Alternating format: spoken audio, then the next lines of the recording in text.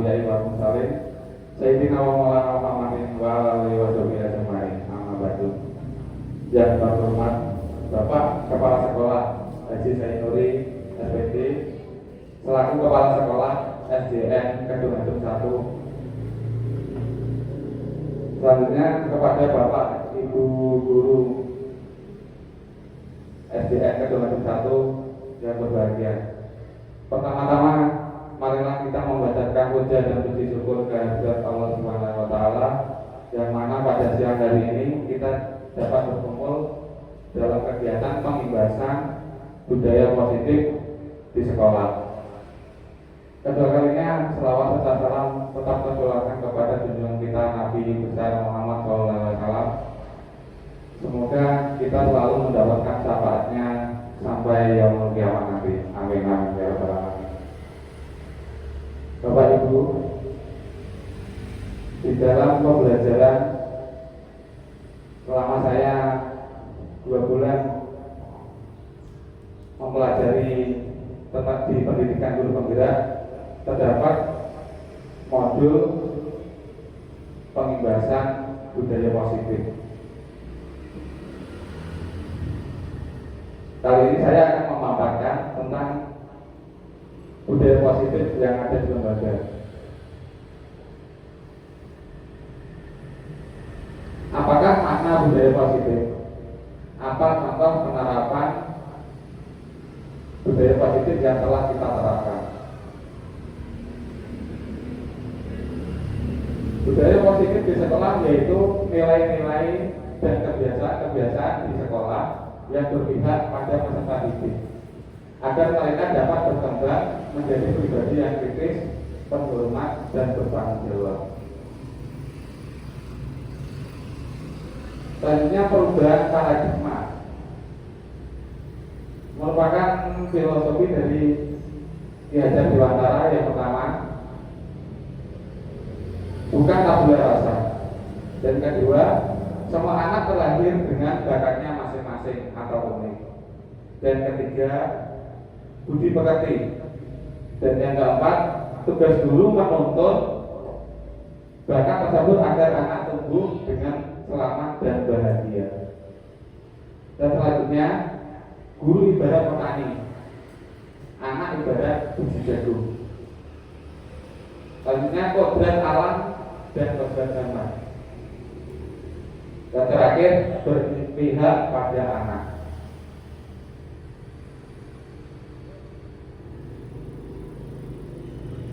Untuk membangun budaya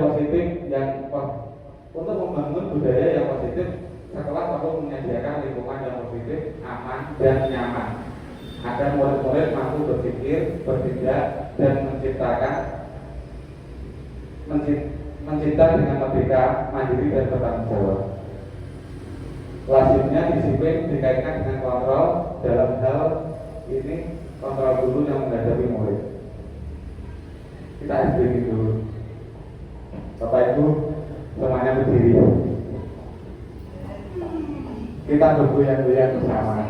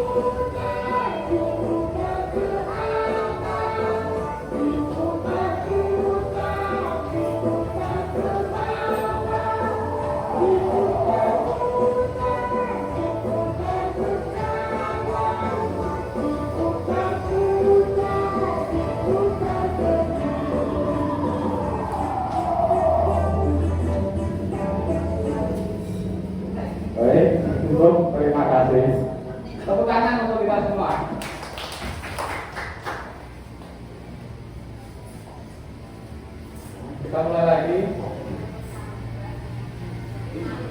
perubahan paradigma teori kontrol atau ilusi kontrol. Berikut ini paparan Dr. William Glasser dalam kontrol teori untuk memutuskan miskonsepsi tentang kontrol. Yang pertama, ilusi guru mengontrol murid. Yang kedua, ilusi bahwa kritik dan membuat orang merasa bersalah dapat menguatkan karakter. Yang ketiga, ilusi bahwa semua penguatan positif, efektif, dan bermanfaat. Yang keempat, ilusi bahwa orang dewasa memiliki hak untuk memaksa. Apa makna disiplin? Kata disiplin sering dikaitkan dengan tata tertib, teratur, dan kepatuhan pada peraturan. Kata disiplin juga sering dihubungkan dengan hukuman. Padahal itu sungguh berbeda, karena belajar dengan disiplin tidak harus dengan memberi hukuman. Justru itu adalah salah satu alternatif terakhir dan kalau perlu tidak digunakan sama sekali. Ki Hajar Dewantara menyatakan bahwa untuk mencapai kemerdekaan atau dalam konteks pendidikan kita saat ini dan untuk menciptakan murid yang merdeka, syarat utama adalah harus ada disiplin yang kuat. Disiplin yang dimaksud adalah disiplin diri yang memiliki motivasi internal. Jika kita tidak memiliki motivasi internal, maka kita memerlukan pihak lain untuk mendisiplinkan kita. Bapak pendidikan kita, yaitu Ki Hajar Dewantara menyatakan bahwa di mana ada kemerdekaan, disitulah harus ada disiplin yang kuat. Sesungguhnya pun disiplin itu bersifat disiplin, yaitu kita sendiri yang mewajibkan kita dengan sekeras-kerasnya. Tetapi itu sama saja, sebab jikalau kita tidak cakap melakukan self disiplin, wajiblah penguasa lain mendisiplinkan diri kita.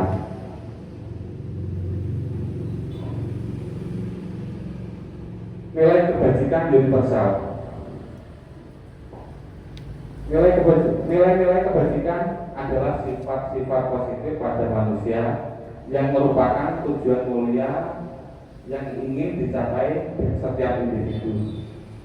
Nilai-nilai tersebut bersifat universal dan melintas bahasa, suku bangsa, agama maupun latar belakang. Yang pertama, setiap perilaku atau perbuatan memiliki suatu tujuan.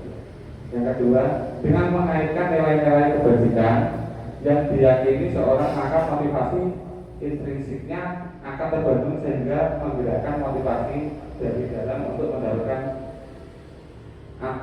untuk dapat mencapai tujuan mulia yang diinginkan. Yang ketiga, nilai-nilai kebajikan yang ingin dicapai oleh setiap anak Indonesia kita kenal dengan profil pelajar Pancasila.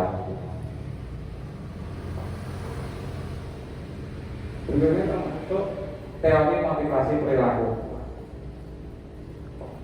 Motivasi eksternal. Yang pertama, untuk menghindari ketidaknyamanan atau hukuman, apa yang terjadi apabila saya tidak melakukannya. Yang kedua ada motivasi eksternal. Itu untuk mendapatkan imbalan dari orang lain atau institusi, apa yang akan saya dapatkan apabila saya melakukannya. Yang ketiga ada motivasi internal, tujuan disiplin positif. Itu untuk menghargai diri sendiri. Saya akan menjadi orang yang seperti apa jika saya melakukannya.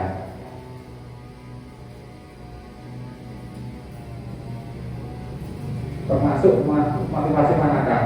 Menurut Anda, dari ketiga jenis motivasi yang disebutkan pada pertanyaan sebelumnya, motivasi manakah saat ini yang paling banyak mendasari perilaku murid-murid di sekitar Anda? Jelaskan.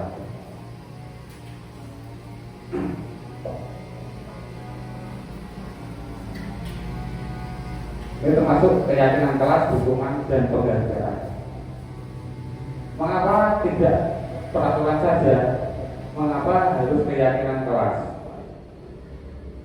Yang pertama, mengapa kita memiliki peraturan harus menggunakan helm bila mengendarai kendaraan roda 2? Pertanyaan kedua, mengapa kita memiliki peraturan 3M menggunakan masker, mencuci tangan, dan menjaga jarak 1,5 meter? Yang ketiga, mengapa kita memiliki peraturan harus datang tepat waktu pada saat mengikuti pelatihan? Itu untuk mendukung motivasi intrinsik kembali ke nilai-nilai atau keyakinan-keyakinan lebih menggerakkan seseorang dibandingkan mengikuti serangkaian peraturan-peraturan.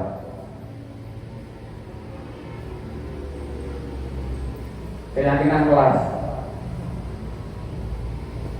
Keyakinan kelas adalah nilai-nilai kebajikan atau prinsip-prinsip universal yang disepakati bersama secara universal, lepas dari latar belakang suku, negara, bahasa maupun agama. Menurut dosen, pada tahun 1998, suatu keyakinan akan lebih memotivasi seorang dari dalam intrinsik. Seseorang akan lebih bersemangat untuk menjalankan keyakinannya daripada hanya sekedar mengikuti serangkaian peraturan.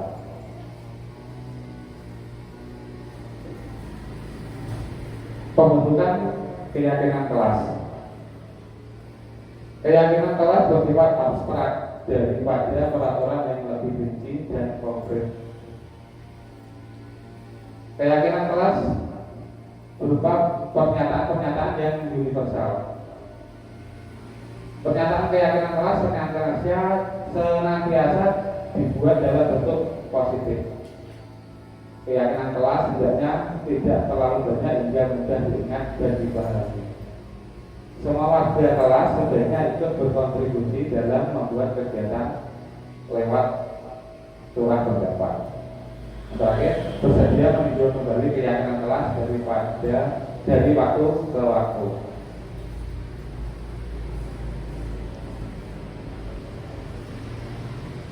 Dihukum oleh penghargaan. Menurut Alfikon, mengungkapkan baik penghargaan maupun hukuman adalah cara-cara mengontrol perilaku seseorang yang menghasilkan potensi untuk mengembangkan yang pembelajaran yang sesungguhnya. Untuk menghasilkan potensi untuk pembelajaran yang sesungguhnya.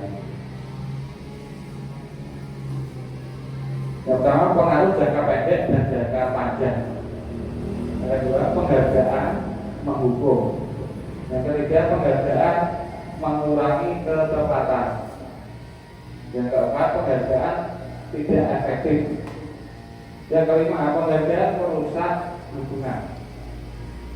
Yang keenam, penghargaan menurunkan kualitas. Yang ketujuh, penghargaan mematikan kreativitas. Dan yang terakhir, penghargaan mengurangi motivasi intrinsik.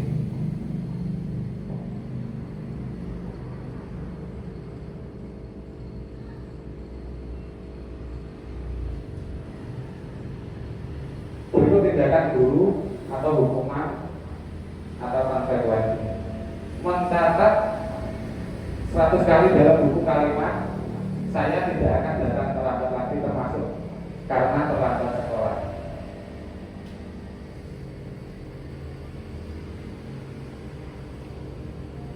Yang kedua, lari mengelilingi lapangan basket 2 kali karena terlambat hadir ke sekolah. Yang ketiga, lari mumpulin diminta untuk push up 15 kali karena tidak menggunakan masker ke sekolah.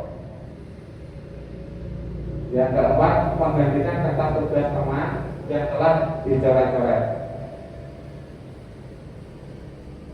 Yang kelima, membersihkan tumpahan air di meja tulis karena tersenggol saat belajar. Yang keenam, meminta murid tidak mengenakan sepatu seharian di sekolah karena tidak mengenakan sepatu hitam.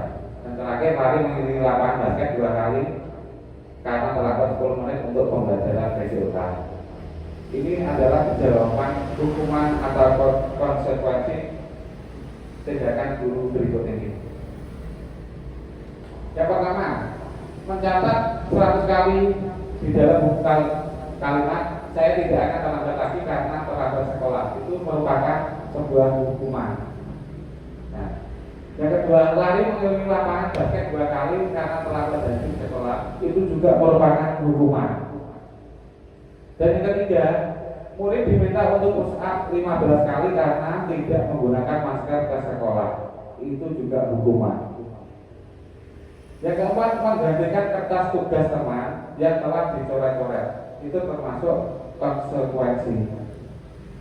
Membersihkan tumpahan air di meja tulis karena tersenggol pada saat belajar itu juga merupakan konsekuensi. Murid disuruh untuk mengenakan sepatu seharian. Murid disuruh untuk tidak mengenakan sepatu seharian di sekolah karena tidak mengenakan sepatu hitam itu juga merupakan hukuman. Dan terakhir, lari mengelilingi lapangan basket 2 kali karena terlambat 10 menit untuk pembelajaran PJK itu merupakan konsekuensi.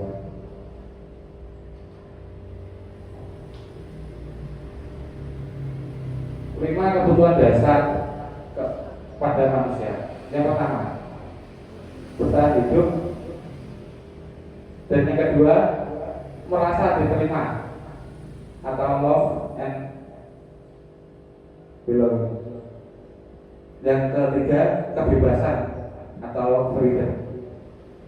Yang keempat, kesenangan atau fun. Yang kelima, penguasaan atau power. Berikut ada sebuah pertanyaan. Ibu Ani, guru kelas 5 di SD Pelita Hati, sedang bingung menghadapi ulah salah satu murid di kelasnya. Beberapa anak telah datang dan mengeluhkan Agus yang seringkali meminta bekal makan siang kepada mereka dengan paksa. Jika Anda menghadapi situasi seperti ini, Ibu Ani, apa yang akan Anda lakukan? Menurut Anda, kira-kira apa alasan Agus melakukan hal itu? Bagaimana pendapat Bapak Ibu? Jika mendapatkan murid seperti ini, apa yang harus kita lakukan?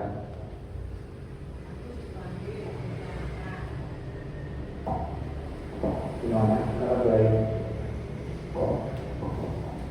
saya, Agusnya ini saya panggil, kemudian saya berikan makan. Setelah makan saya tanya, kenapa Gus kamu kok semuanya seperti itu? Kan kita tidak tahu alasannya kan? Nah dari situ nanti kita bisa tahu. Tapi dikasih makan dulu supaya dia tidak mengganggu temannya. Setelah itu baru ditanya alasan Agus kenapa. Ya, terima kasih Pak Ayu. Kita memanggil Agus, lalu kita beri makan dulu atau menenangkan hati Agus. Lalu baru kita menanyai Agus tentang masalah tersebut. Kita jangan langsung mengambil tindakan atau menghukum, itu akan membuat dendam si anak kepada kita kalau kita memberikan hukuman. Dalam konteks penerapan disiplin positif, Ibu Ani sebaiknya mencari tahu alasan Agus melakukan tindakan tersebut agar mengetahui kebetulan mana yang sedang berusaha memenuhi Agus. Apabila jawaban Agus ia lapar dan orang tuanya tidak membawakan bekal makan siang, kebutuhannya adalah bertahan hidup. Yang kedua, apabila jawaban Agus karena ia senang temannya jadi memperhatikan dia, kebutuhan adalah cinta dan kasih sayang atau kebutuhan untuk diterima. Dan yang ketiga, apabila jawaban Agus adalah dia merasa hebat karena temannya jadi takut dan menuruti keinginannya, itu kebutuhan adalah penguasaan atau pengakuan atas kemampuan. Dan yang keempat, apabila jawaban Agus karena dia merasa bosan dengan bekal yang dibawakan ibunya, karena selalu membawakan bekal yang sama, itu merupakan kebutuhan adalah kebebasan atau kebutuhan makan pilihan. Dan terakhir, apabila jawaban Agus adalah karena iseng saja dan dia menikmati ekspresi wajah temannya yang kesal karena diambil makanannya, itu kebutuhan makan kesenangan.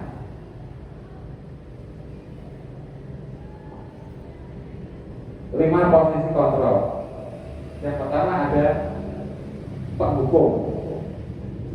Yang kedua ada pembuat merasa bersalah. Dan yang ketiga teman. Kita bisa menjadi sebagai teman. Yang keempat adalah pemantau. Yang terakhir ada manajer.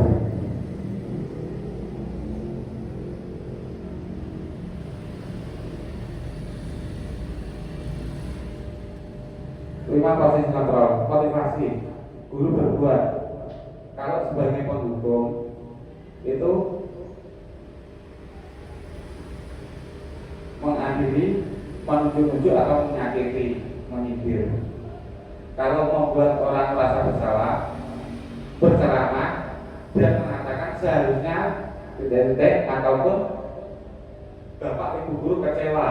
Nah, itu membuat mereka merasa bersalah. Kalau sebagai teman membuatkan alasan-alasan untuk muridnya.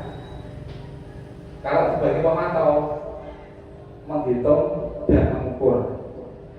Sebagai manajer kita mengajukan pertanyaan-pertanyaan.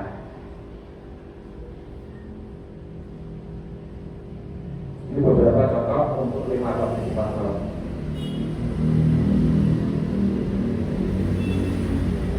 Ini ada sebuah video tentang 5 posisi kontrol tersebut.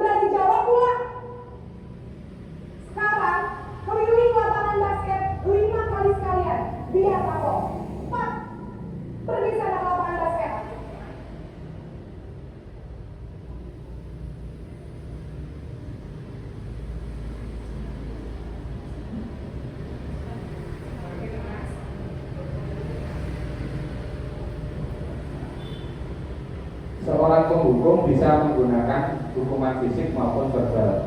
Orang-orang yang menjalankan posisi penghukum senantiasa mengatakan bahwa sekolah memerlukan sistem atau alat yang dapat lebih menekan murid-murid lebih dalam lagi. Posisi penghukum, nadanya suara tinggi, bahasa tubuh, mata melotot dan jari menunjuk-nunjuk menghadiri. Ya. Guru-guru yang menerapkan posisi penghukum akan berkata, patuhi aturan saya, atau awas, kamu selalu salah saja, kamu selalu saja salah, selalu, pasti, selalu, dan terakhir selesai. Guru seperti ini senantiasa percaya hanya ada satu cara agar pembelajaran bisa berhasil, yaitu cara dia kemungkinan murid marah dan mendendam atau bersifat agresif. Bisa jadi sesudah kembali duduk murid tersebut akan mencoret-coret bukunya atau meja tulisnya. Lebih buruk lagi, sekolah-sekolah murid melihat motor atau mobil bapak ibu guru akan menggores kendaraan tersebut dengan takut. Jadi anak akan dendam sama gurunya.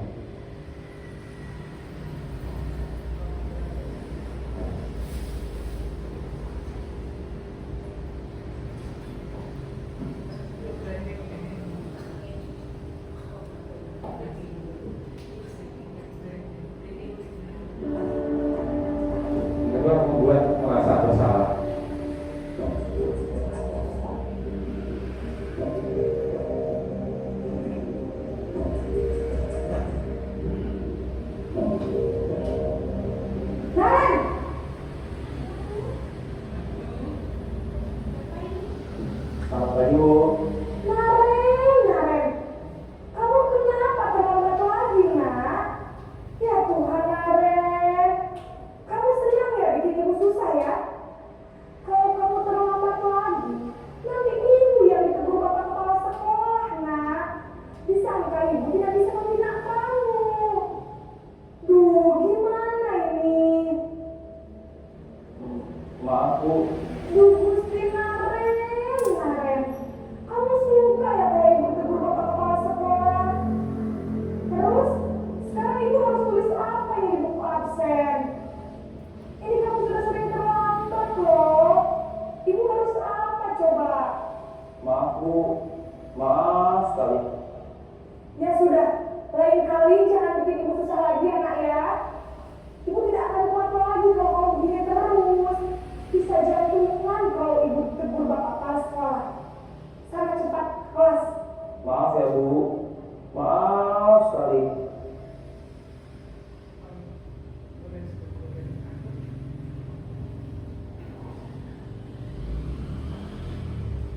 Pada posisi pembuat merasa bersalah, biasanya guru akan bersuara lebih lembut. Pembuat merasa bersalah akan menggunakan keheningan yang membuat orang lain merasa tidak nyaman. Bersalah atau rendah diri, kata-kata yang keluar dengan lembut akan seperti, ibu sangat kecewa sekali dengan kamu. Beberapa kali bapak harus memberitahu kamu ya. Yang ketiga, gimana coba kalau orang tua kamu tahu kamu berbuat begini? Di posisi ini, murid akan memiliki penilaian diri yang buruk tentang diri mereka, membuat merasa tidak berharga dan telah mengecewakan orang-orang yang disayanginya. Pembuat merasa bersalah, nada suara memelas, halus, atau sedih, bahasa tubuh merapat pada anak atau lesu.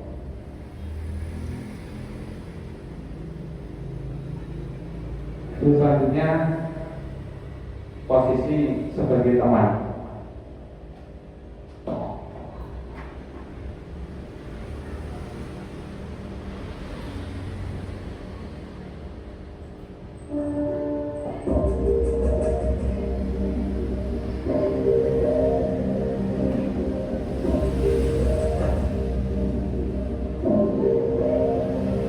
Naren!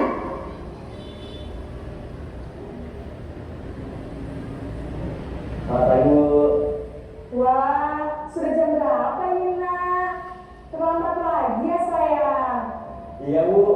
Habis ibu saya lupa bangunkan saya, Bu. Kamu malah menyalahkan ibu kamu. Kamu bukannya anak yang larinya paling kencang.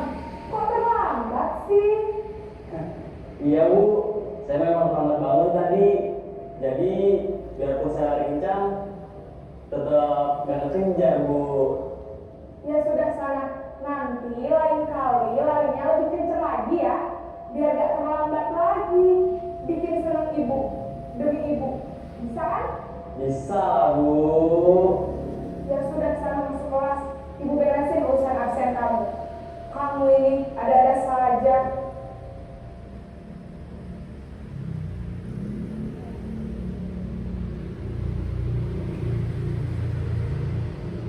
Guru pada posisi teman tidak akan menyakiti murid, namun akan tetap berupaya mengontrol murid melalui persuasi. Posisi teman pada guru bisa negatif ataupun positif. Posisi di sini berupa hubungan baik yang terjadi antara guru dan murid. Guru di posisi teman menggunakan hubungan baik dan humor untuk mempengaruhi seseorang. Mereka akan berkata, ayo bantulah demi bapak ya. Ayo ingat tidak bantuan bapak selama ini. Ya sudah, kali ini tidak apa-apa, nanti ibu bantu bereskan. Hal negatif dari posisi teman adalah bila suatu saat guru tersebut tidak membantu, maka murid akan kecewa dan berkata, saya pikir bapak atau ibu teman saya. murid merasa dikecewakan dan tidak mau lagi berusaha. Hal lain yang mungkin timbul adalah murid hanya akan berpindah untuk guru tertentu dan tidak untuk guru lainnya. Murid akan bergantung pada guru tersebut. Sebagai teman, nada suara ramah, akrab, dan bercanda. Bahasa tubuh merapat pada murid, mata dan senyum jenaka. Berikut ada video selanjutnya. Posisi pemantau.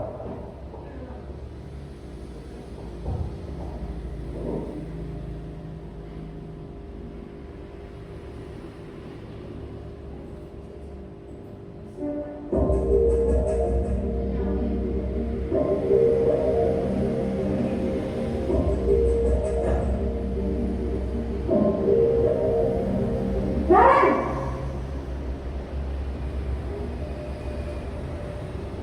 Selamat pagi, Bu. Naren, apa peraturan sekolah kita tentang jam berapa kita harus masuk sekolah, nak? Kita harus di sekolah jam 7, Bu.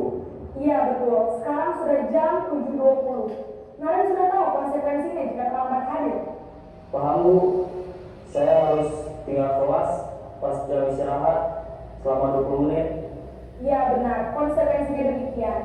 Jadi nanti jam 9.30 pas istirahat, kamu harus tinggal di kelas, kerjakan tugas tambahan untuk ketertinggalan kamu, ya? Baik, Bu.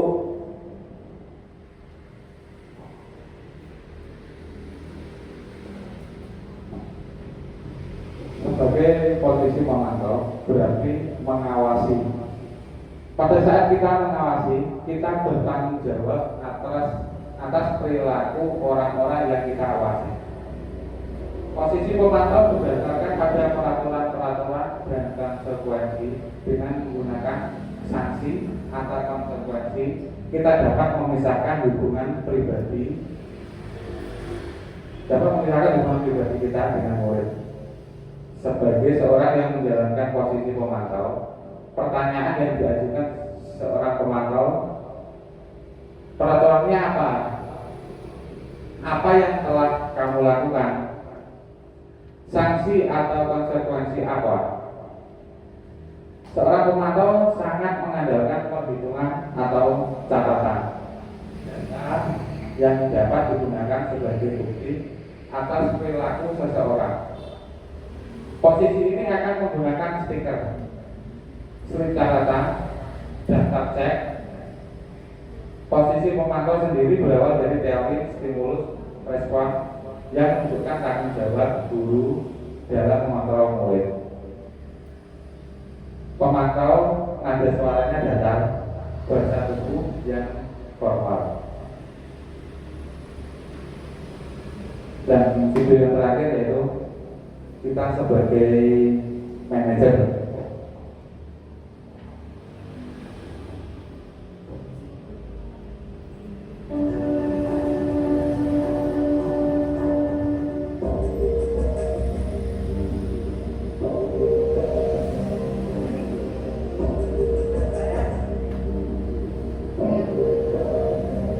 Naren!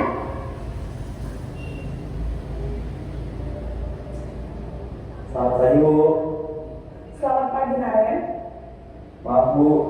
Saya terlambat. Iya, sekolah masuknya jam 7, sekarang sudah jam 7.20. Jadi sekarang bagaimana ini, Naren? Maaf, Bu. Saya lupa setel alarm saya semalam. Baiklah, menurut kamu, keyakinan sekolah yang mana yang perlu kamu tingkatkan?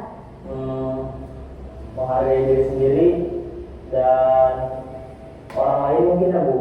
Setuju. Jadi, apakah Naren meyakini prinsip saling menghormati tersebut? Iya, Bu. Saya meyakininya. Apakah Naren bersedia memperbaiki masalah keterlambatan ini? Bersedia, Bu.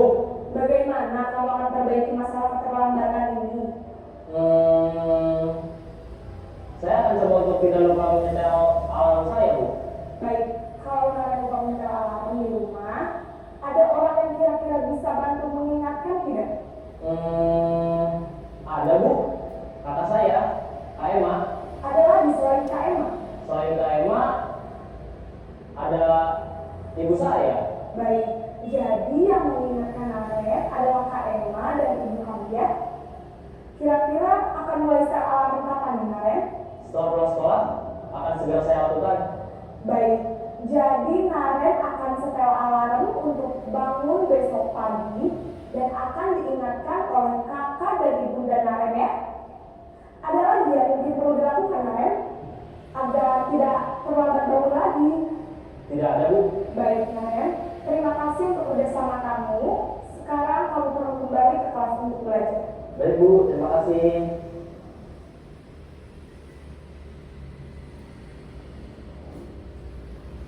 Posisi terakhir tadi sebagai manajer adalah posisi di mana guru berbuat sesuatu bersama dengan murid, mempersilahkan murid, mempertanggungjawabkan perilakunya, mendukung murid agar dapat menemukan solusi atas permasalahannya sendiri.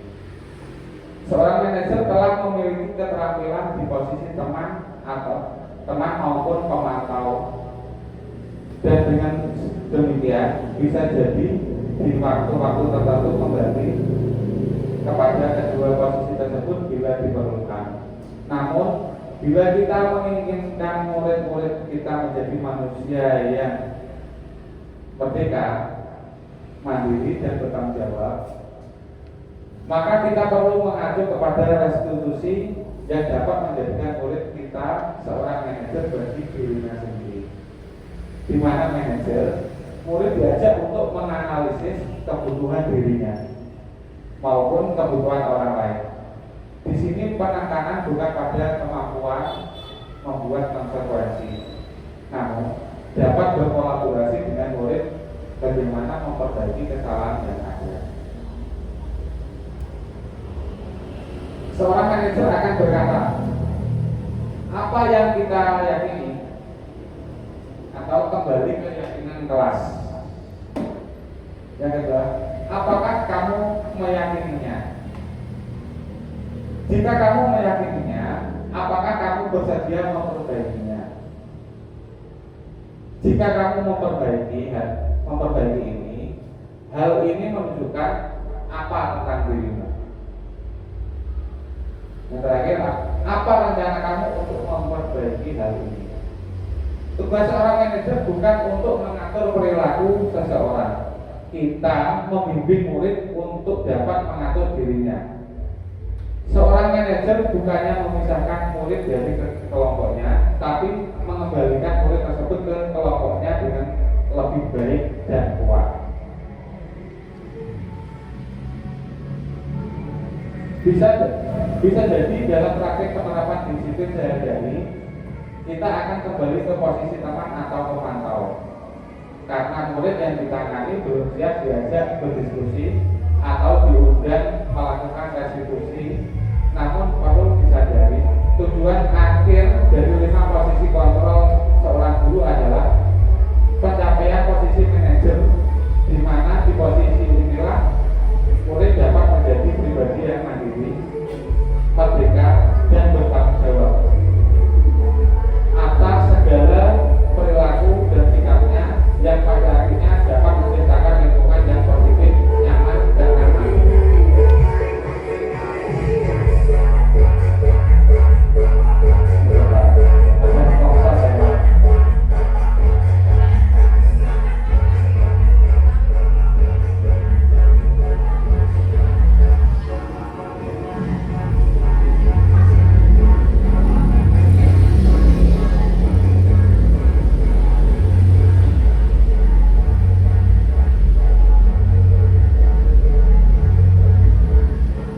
Apa itu restitusi?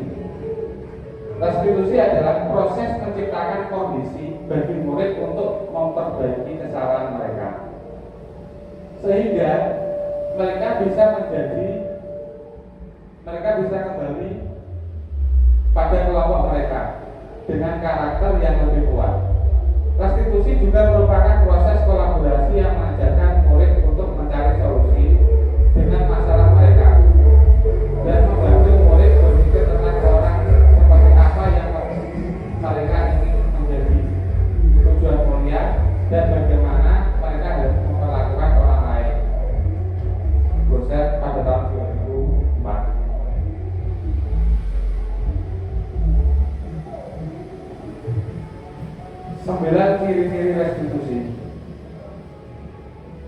Bukan untuk menebus kesalahan, namun untuk belajar dari kesalahan.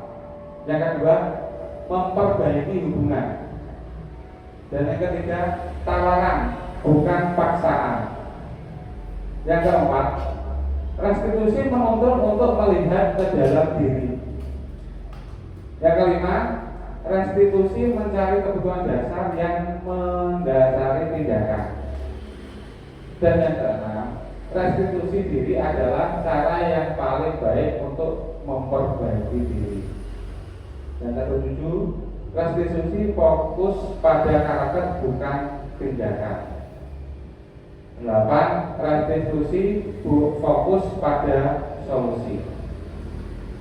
Dan yang ke-9, restitusi mengembalikan murid yang berbuat salah pada kelompoknya.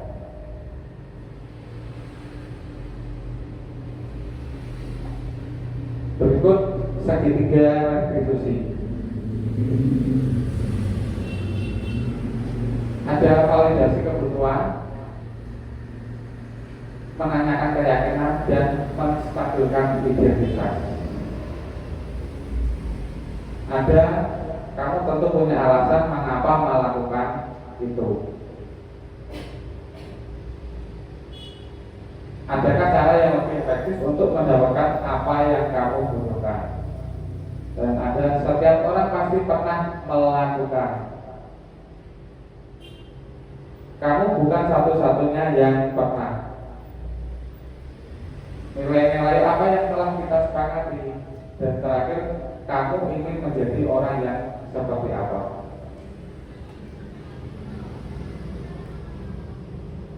Tahapan restitusi menstabilkan identitas. Yang pertama, berbuat salah itu tidak apa-apa. Tidak ada manusia yang sempurna. Saya juga pernah melakukan kesalahan itu. Kita bisa menyelesaikan ini. Atau Bapak Ibu tidak tertarik mencari siapa yang salah, tapi Bapak Ibu ingin mencari solusi dari permasalahan ini. Kamu berhak merasa begitu. Si A. Terus, apakah kamu sedang mencari teman yang baik buat dirimu sendiri?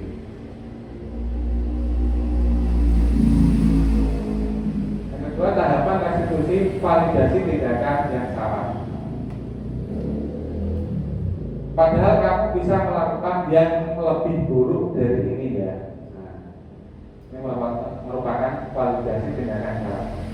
Kamu pasti punya alasan mengapa melakukan itu. Kamu pasti bangga pada dirimu sendiri karena kamu telah melindungi sesuatu yang penting buatmu. Kamu boleh mempertahankan sikap itu, tapi kamu harus menambahkan sikap yang baru.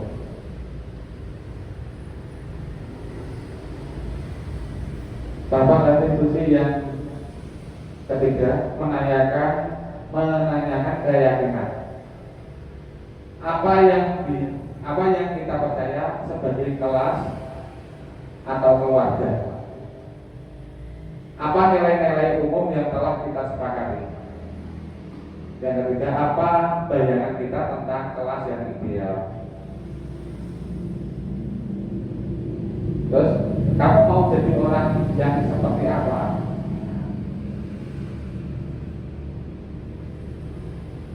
Selanjutnya ada sebuah video yang tentang tahapan-tahapan segitiga restitusi. Kita tonton sebentar.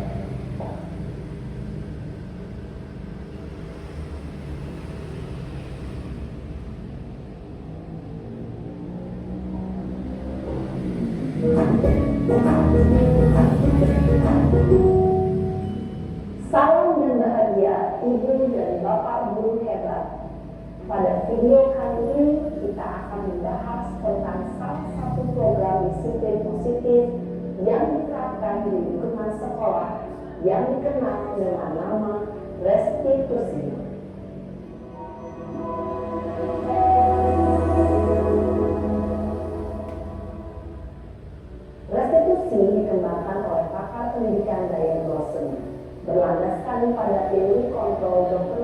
tulisan.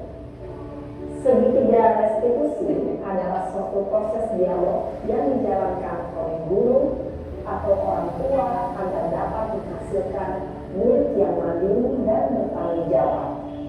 Pada saat guru di posisi manajer, aspek yang dikembangkan pada murid adalah motivasi intrinsik, sehingga penanaman nilai-nilai kebajikan dapat tumbuh dan berkembang menjadi suatu kebiasaan positif yang akhirnya membentuk karakter murid.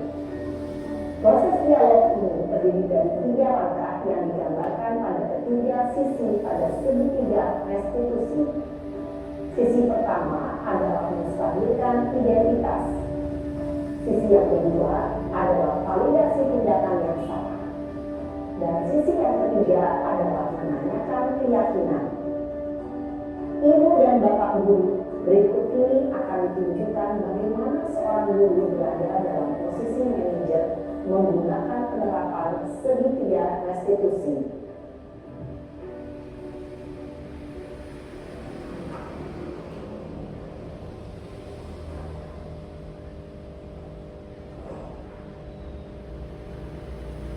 Siang Sarah. Iya Pak. Sudah lama nggak ketemu Sarah?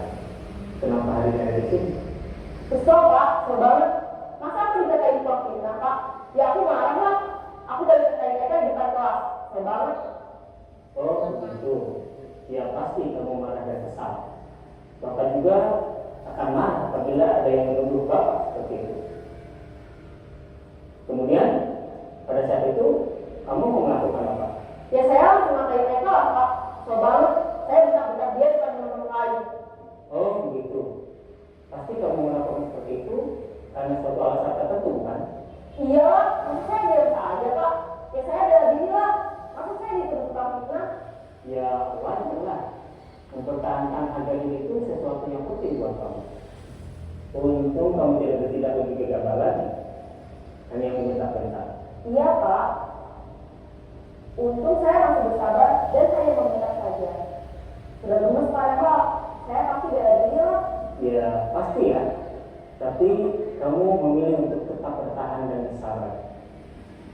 Kamu memilih untuk tidak berbuat lebih parah lagi, bukan? Iya. Nah, sekarang coba kita lihat lagi tindakan kamu yang bentak-bentak Eka di kelas. Tindakan kamu itu kira-kira sesuai dengan keyakinan kelas atau prinsip kamu tidak? Enggak lah Pak. Capek Pak jadi pemarah. Jadi keyakinan atau prinsip mana yang kurang sesuai dengan keinginan kamu? Ya, saya sebenarnya sangat menghargai orang lain. Mungkin saat itu saya menjadi emosi. Jadi tidak menunjukkan sikap itu. Kamu meyakini tidak? Menghargai orang lain itu penting buat kamu. Yakin lah Pak. Iya, setuju. Kita harus saling menghargai. Namun ada juga keyakinan yang kita sepakati yang perlu kita jalankan apabila kita sedang marah kan? Ya saya bisa lebih proaktif. Mulai dengan diri sendiri. Saya bisa jadi lebih sabar, mengambil pendidikan untuk berpikir mau apa selanjutnya. Kira-kira kamu bersedia memperbaiki masalah ini tidak? Sedia Pak. Kalau kamu memperbaiki masalah ini, kamu akan menjadi orang seperti apa? Saya akan menjadi orang yang bertanggung jawab kali ya Pak. Dan senantiasa proaktif. Iya, menurut kamu bagaimana rasanya menjadi orang seperti itu? Ya nyaman lah, bangga bisa bersabar dan menahan diri. Baiklah kalau begitu. Yuk kita pikirkan bagaimana memperbaiki masalah ini.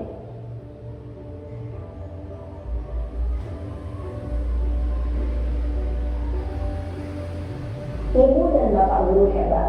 Baru saja kita menyaksikan contoh bagaimana seorang guru berada dalam posisi manajer menggunakan penerapan segitiga restitusi. Mari kita bahas satu persatu. Pada sisi pertama, menstabilkan identitas berdasarkan pada prinsip bahwa membuat kesalahan adalah bagian dari proses pembelajaran. Sisi pertama dari segitiga ini berperan menggeser identitas murid dari identitas gagal ke identitas sukses. Murid yang sedang bertingkah laku yang tidak pantas atau menarik diri saat itu sedang mengalami identitas gagal. Bila kita mengkritiknya, maka posisinya tidak akan berubah. Kita bisa mengajukan pernyataan-pernyataan ini. 1. Membuat kesalahan sesuatu yang wajar. 2. Manusia tidak ada yang sempurna. 3. Kita bisa memperbaiki masalah ini. 4. Saya tidak menanyakan kesalahannya. Saya lebih fokus bagaimana memperbaiki masalah ini. 5. Apakah saat ini kamu tengah menjadi orang yang baik untuk dirimu sendiri? Pada sisi kedua, validasi tindakan yang salah berlandaskan pada prinsip bahwa setiap perilaku berupaya memenuhi suatu kebutuhan tertentu. Guru yang telah memahami teori kontrol akan bergeser dari pemikiran stimulus respon menjadi proaktif dan mencoba untuk mengenali tujuan dari perilaku murid, mengenali dan mengakui kebutuhan murid ini dapat memperbaiki hubungan dengan murid tersebut. Pernyataan atau pertanyaan bisa disampaikan dengan nada suara tidak menghakimi atau memojokkan, sehingga dapat mengembalikan murid pada posisi positif. 1. Kamu bisa saja bertindak lebih gegabah lagi dari ini. 2. Kamu bukan melakukannya tanpa suatu alasan tertentu. 3. Kamu melakukannya karena mempertahankan sesuatu yang penting bagimu. 4. Mungkin kamu bisa mempelajari sesuatu perilaku baru yang lebih efektif. Bersediakah kamu mempelajarinya? Selanjutnya, kita akan simak sisi terakhir, yaitu menanyakan keyakinan. Teori kontrol menyatakan bahwa pada dasarnya kita termotivasi secara intrinsik. Pada saat perilaku yang salah telah divalidasi dan identitas sukses telah stabil, maka murid telah siap menaikkan keyakinan-keyakinannya dengan tindakannya yang salah, dan pemikirannya telah bergeser ingin menjadi orang yang jujur. Pertanyaan-pertanyaan ini dapat menaikkan keyakinan-keyakinan yang dianut murid. 1. Sebagai keluarga atau kelas, apa yang kita yakini? 2. Nilai-nilai apa yang telah kita sepakati? 3. Seperti apa gambaran sebuah kelas yang ideal bagi kami? 4. Kami ingin menjadi orang seperti apa?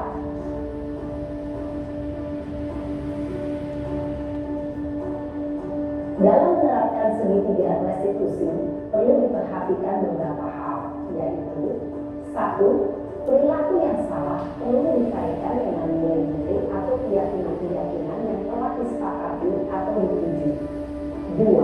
Kesediaan orang yang melakukan kesalahan untuk memperbaiki masalah. 3. Pemecahan masalah sebisa mungkin relevan atau memiliki hubungan dengan masalah yang ada. 4. Usaha. Perlu adanya suatu usaha perbaikan dari pihak yang berbuat kesalahan. 5. Waktu. Perlu mendedikasikan waktu dari pihak yang berbuat kesalahan. Tanyakan kapan akan mulai dilakukan usaha untuk memperbaiki masalah.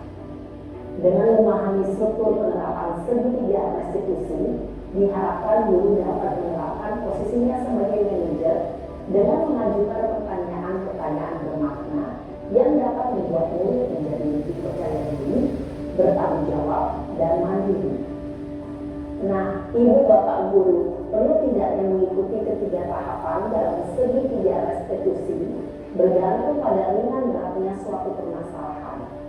Misalnya, bila permasalahan tersebut ringan, maka tidak perlu dijalankan secara berurutan. Bahkan bisa semudah menanyakan apa keyakinan yang kita sepakati. Dengan menjalankan segitiga restitusi, dengan mengajukan pertanyaan-pertanyaan bermakna, diharapkan murid menjadi kuat secara pribadi, dapat membuka wawasan diri agar dapat menyelesaikan permasalahannya sendiri, semakin percaya diri, mandiri, dan merdeka. Salam dan bahagia, ibu bapak guru hebat.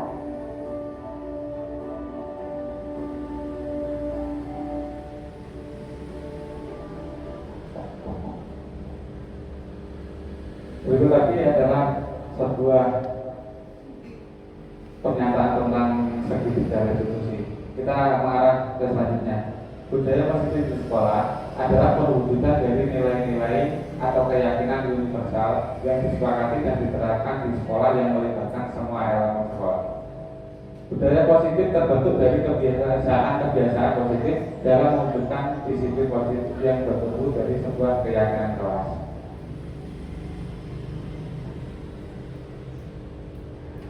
Dari Bapak Ibu, terima kasih atas waktunya. Berikut tadi adalah sebuah pemaparan tentang budaya positif di lembaga. Terima kasih atas waktunya. Wassalamualaikum warahmatullahi wabarakatuh.